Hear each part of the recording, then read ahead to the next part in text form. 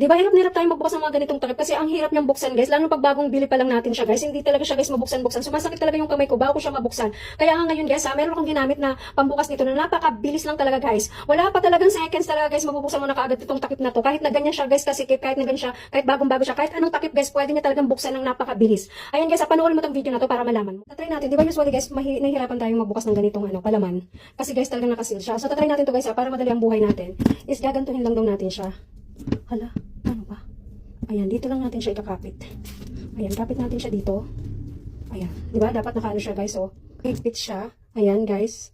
Ay, hindi ko napapakita yung Tapos, hindi ko alam kung ayun, ganun lang pala. So easy. Ganun lang, guys, oh. So, yung takip niya naiwan dito. Ayan, guys, so dapat saktong-sakto pala. Depende sa size, kasi may mga sizes po siya dyan na. Kung ano yung size ng takip, so dyan nyo siya ilalagay.